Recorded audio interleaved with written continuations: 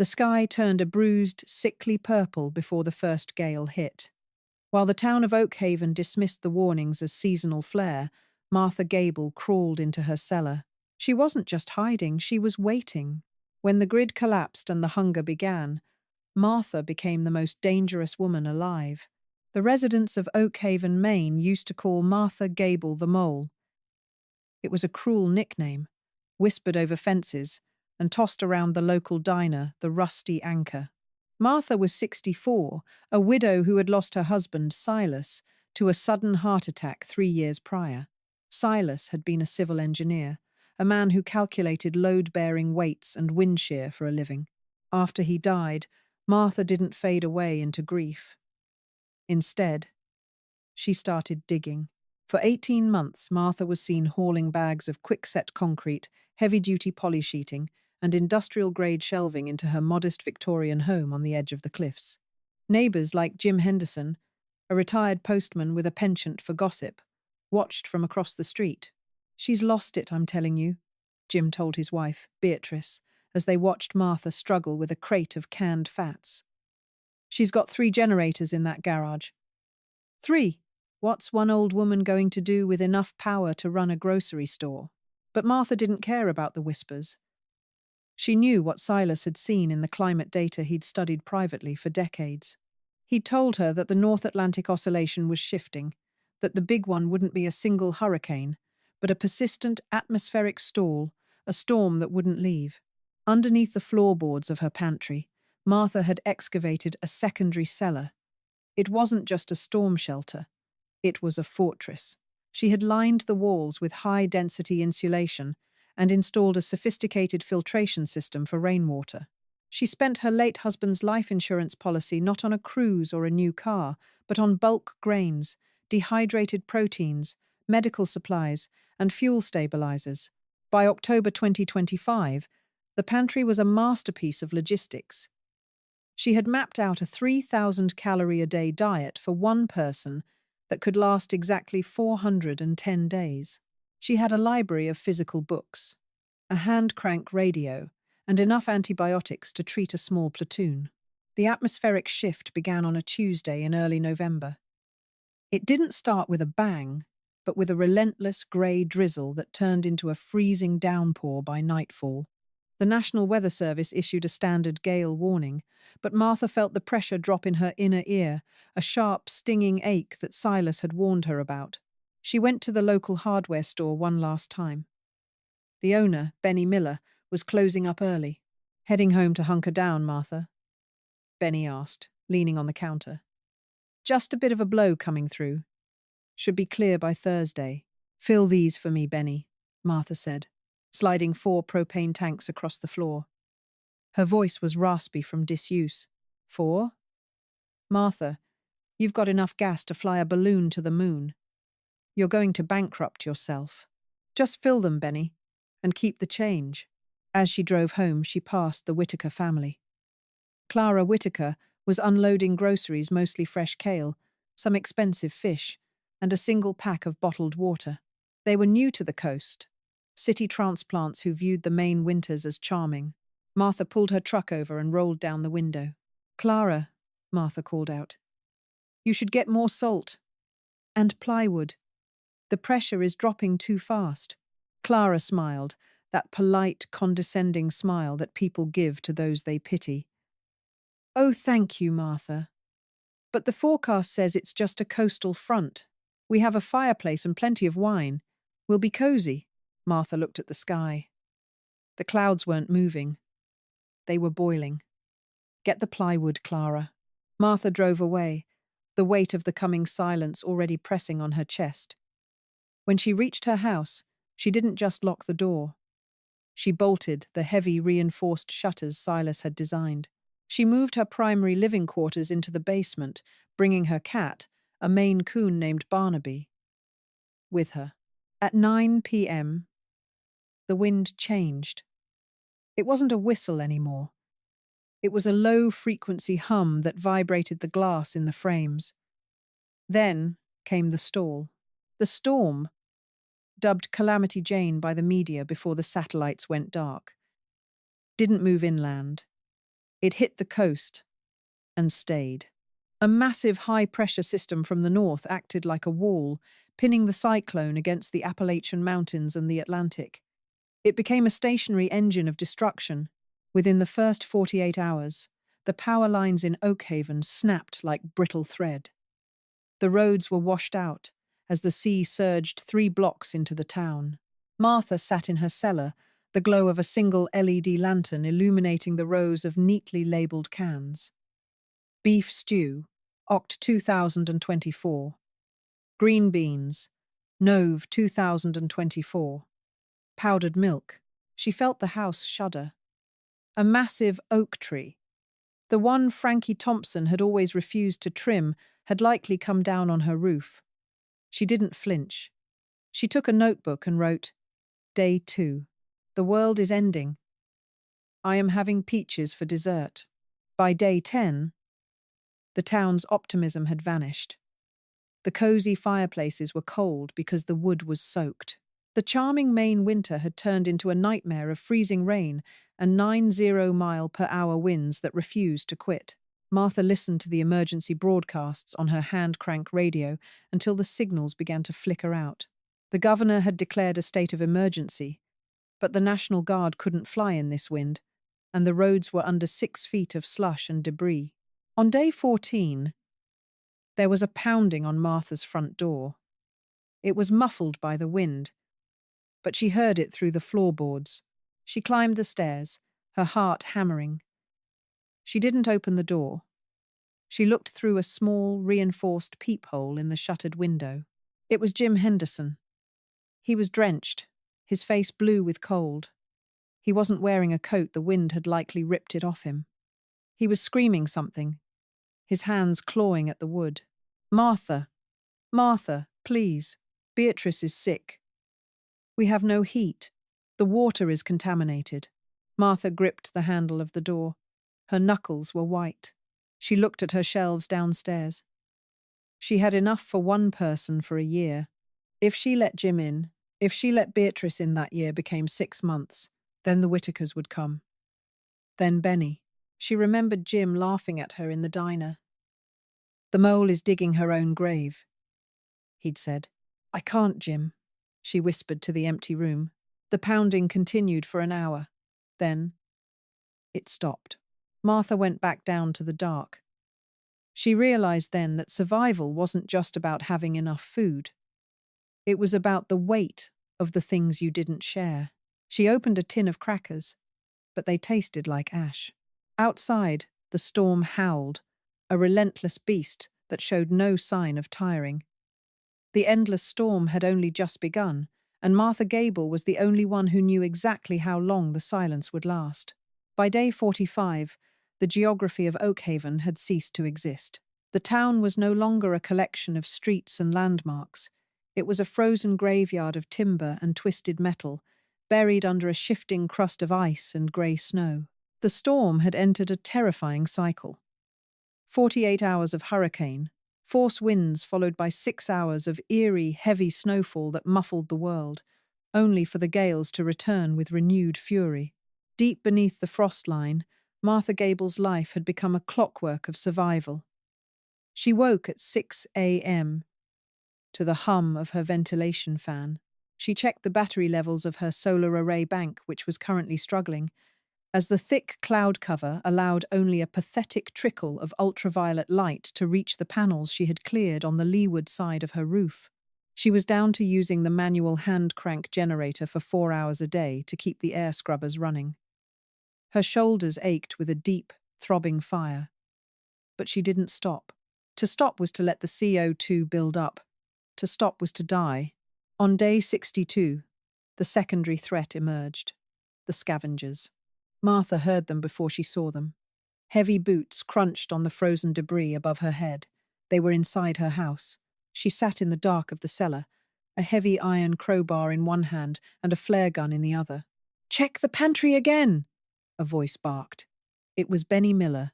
The once jovial hardware store owner sounded feral. His voice cracked from screaming and cold. "There's nothing here, Benny. Just dust and some broken glass," replied a younger man. Caleb Thompson, Frankie's son. She was hoarding. I saw her. Benny screamed, the sound of a chair being smashed against a wall echoing through the floorboards. The mole has a hole, Caleb. Find the seam in the floor. Martha held her breath, her heart drumming against her ribs like a trapped bird. She had spent weeks camouflaging the trapdoor. She had laid a heavy scorched rug over the seam, and then piled several heavy empty crates on top, making it look like a corner of the basement that had already been ransacked and abandoned. She heard the heavy thud of boots directly above her head. The floor sounds hollow here, Caleb muttered. Martha raised the flare gun. If they broke through, she would have to kill them. These weren't the men she knew from the diner anymore. These were ghosts driven by the primal urge to see another sunrise. Forget it. Benny spat. The cellar door outside is frozen solid under 4 feet of ice. If she's down there, she's already a popsicle. Let's check the Henderson place. I heard Jim didn't make it, but Beatrice might have hidden some emergency rations. Martha felt a cold shiver that had nothing to do with the temperature. Jim was gone. The man who had teased her about her digging was now part of the landscape. She waited until their footsteps faded into the roar of the wind before she allowed herself to cry. She cried silently, the tears hot and stinging, because even the sound of sobbing was a luxury she couldn't afford if someone was still lingering. By month 4, the psychological toll began to outweigh the physical. The endless storm was now a global phenomenon. Her hand-crank radio picked up fragments of broadcasts from as far away as the UK and Canada. They spoke of atmospheric locking. The world's weather patterns had hit a feedback loop. Martha started talking to Silas. She told him about the inventory. She told him about the way the light looked in the spring, a memory that felt like it belonged to a different planet. We're at 60% capacity, Silas, she whispered to the empty air. I've had to cut back to 1,800 calories. Barnaby is getting thin, but he's a good hunter. He caught a rat that got into the insulation yesterday. The twists of the storm weren't just in the wind. In month 6, the temperature did something no one expected. It rose. Not to a pleasant warmth, but to a stifling, humid 40 degrees Celsius. The ice began to melt at an astronomical rate. Oakhaven, already battered, began to drown. Martha's cellar, once her sanctuary, became a potential tomb. Water began to seep through the concrete seams Silas had sworn were watertight. She spent 48 hours straight bucketing water into her filtration basin, her hands blistering, her breath coming in ragged gasps. It was during this great thaw that she saw the most horrific sight of all. As the ice retreated from her reinforced windows, she saw the remains of the Whittaker family's charming life. Their house, built with modern aesthetics rather than coastal grit, had collapsed like a house of cards. A bright yellow scarf. Clara's was snagged on a splintered beam, whipping in the rising gale. There was no sign of Clara or her children. Only the scarf. A vibrant, mocking reminder of a world that didn't take the warning seriously. Month 9 was the month of the silence. The heat had passed, replaced by a permanent, bruising twilight. The storm hadn't stopped, but it had settled into a rhythmic, pulsing drone. The radio was dead. No more broadcasts from London. No more emergency signals from the capital. Just static, the sound of a dead world. Martha was skeletal. Her hair had turned a shock of snowy white, and her eyes were sunken deep into her skull. She was down to her last crates of food. The year of supplies was dwindling. She was eating a single bowl of oatmeal a day, fortified with a spoonful of peanut butter. One evening, during a rare lull in the wind, she heard a sound she hadn't heard in months. A human voice. But it wasn't a scream or a plea. It was singing. Martha climbed the stairs, her joints popping like dry twigs. She peered through the reinforced slit of her front door. A woman was sitting on a pile of rubble that used to be the town library. It was Beatrice Henderson. She looked like a spectre, wrapped in layers of tattered blankets, her skin a translucent grey. She was singing a nursery rhyme. her eyes fixed on the churning purple horizon. Martha felt a surge of visceral guilt. She looked at the heavy bolt on her door. She had plenty of food left for one person to survive another 3 months. If she brought Beatrice in, they would both starve in 6 weeks. Survival is a calculation, Martha.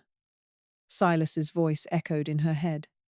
In a closed system, adding a variable changes the outcome for the whole. But she's my neighbor, Martha whispered. She grabbed a tin of peaches, the last one, and a bottle of water. She cracked the door just an inch. The wind immediately fought her, trying to rip the house open. Beatrice, Martha croaked. The singing stopped. Beatrice turned her head slowly. Her eyes were milky with cataracts or malnutrition. She didn't see Martha. She saw the ghost of a town. Jim, Beatrice called out, her voice thin as wire. Jim, is that you? The mail is late today. Martha threw the tin of peaches and the water into the slush near Beatrice. Eat, Beatrice. Get inside the library basement. Go! Beatrice looked at the tin. She picked it up, cradled it like a child, and then did something that broke Martha's heart. She began to walk toward the sea. The tide is coming in, Jim, Beatrice sang. Time to go home. Martha watched as the woman disappeared into the salt spray and the fog. She didn't come back. Martha slammed the door and bolted it, collapsing against the wood. She realized then that she wasn't the last one standing because she was the strongest. She was the last one standing because she was the most selfish. On day 330, the supplies hit the red zone. Martha opened her last bag of rice. She was down to 30 pounds of grain and a few jars of honey. She began to hallucinate. She saw Silas sitting at the small wooden table in the cellar, checking his blueprints. The storm is breaking, Martha, the hallucination said. Look at the barometer. Martha crawled to the wall. The needle, which had been pinned to the floor for nearly a year, was twitching. The pressure was rising. She didn't believe it. She waited. 24 hours passed. Then 48. The low-frequency hum that had been the soundtrack of her life for a year began to lift. The vibration in her teeth stopped. Martha climbed the stairs for the final time. She had to use a crowbar to break the seal of ice and salt that had fused her front door shut. She pushed with every ounce of her remaining strength, a guttural scream tearing from her throat. The door gave way. Martha stepped out onto what used to be her porch. The world was unrecognizable. Oak Haven was gone. The sea had reclaimed the lower streets, leaving behind a wasteland of grey silt and bleached wood. But the sky was a piercing, agonizing blue. The sun hit her face, and for the first time in 365 days, Martha Gable felt warmth. She looked down the street. No movement. No smoke from chimneys. No barking dogs. She was a queen of a kingdom of salt and ruin. She sat on her porch steps, her bones aching, and opened her last jar of honey. She dipped her finger in and tasted the sweetness. It was the taste of a year of darkness ending. In the distance, she heard a sound. A mechanical thrum. A helicopter? A boat? She didn't move. She just watched the horizon. The woman who had hidden beneath the earth, waiting for a world that would never be the same. She had survived the endless storm, but as she looked at the empty town, she realized the hardest part was just beginning, living in the silence that followed. The light was a physical weight. After 12 months of artificial LED flickers and the oppressive, bruised purple of the storm sky, the unfiltered Maine sun felt like an assault. Martha sat on her porch, her skin pallid and thin as parchment, drinking in the UV rays. Her eyes, long adjusted to the shadows of the cellar, wept uncontrollably at the brilliance of the horizon. She stayed there for hours, the jar of honey resting in her lap. The mechanical thrum she had heard earlier grew louder, oscillating through the still, salt-thick air. It wasn't a helicopter. It was a Coast Guard cutter, a massive, soot-stained vessel cutting through the debris-choked waters of the bay. As the ship drew closer, Martha didn't wave. She didn't cheer. She simply watched. A small motorized RIB, rigid inflatable boat, detached from the cutter and began to navigate the jagged ruins of the Oakhaven pier. Martha recognized the orange jumpsuits of the rescue swimmers. They looked like aliens, vibrant, healthy, and fueled by a world that had, apparently, kept turning elsewhere. The boat hit the silt-covered shore, and three figures jumped out. They moved with a tactical precision that felt jarring in this graveyard. One of them, a man with a thick beard and a chest plate labeled Patterson, stopped dead in his tracks when he saw the Victorian house on the hill. It was the only structure with its roof mostly intact, its shutters still bolted like the scales of a dragon. "Survivor!" Patterson yelled, his voice carrying over the wreckage. "We have a survivor! On the ridge!"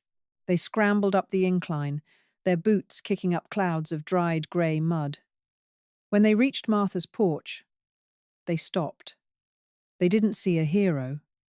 They saw a ghost. Martha was draped in a moth-eaten wool blanket, her face a map of deep-set wrinkles and hollows, her white hair matted with the dust of a year's worth of seclusion. "Ma'am, can you hear me?"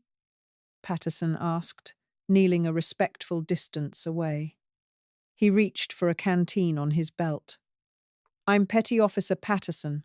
We're part of the North Atlantic Recovery Task Force. We didn't think anyone was left in Oakhaven."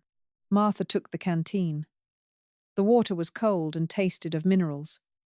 She drank slowly, her throat clicking. "Martha," she finally whispered. "Martha Gable." "Martha," Patterson said, his voice softening. How are you still here?" "The sensors logged wind speeds here that should have leveled everything."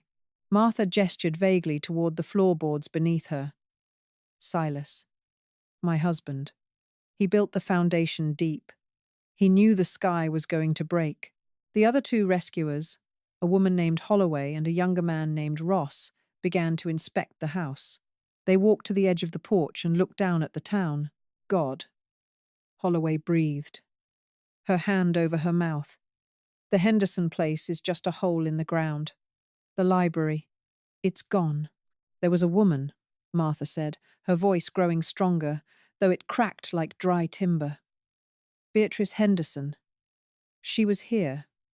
Maybe 3 months ago?" She went into the water. The rescuers exchanged a grim look. They had seen this in every coastal town from Bar Harbor to Cape May. The endless storm hadn't killed everyone instantly. It had picked them off one by one through cold, hunger, and the slow, grinding erosion of the mind. "We're going to get you out of here, Martha," Ross said, reaching for her arm. "We have a medical bay on the cutter. Hot food. Doctors." Martha pulled her arm back. It wasn't an aggressive move, but it was firm. "I have food." "Mum?" "I have food," she repeated, standing up with a wobbling, precarious dignity. "I have rice. I have filtered water. I have a year's worth of life under this house." "Martha," Patterson said gently, "the storm is over. You don't have to live in the dirt anymore."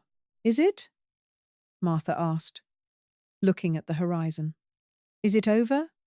Or is the world just catching its breath?"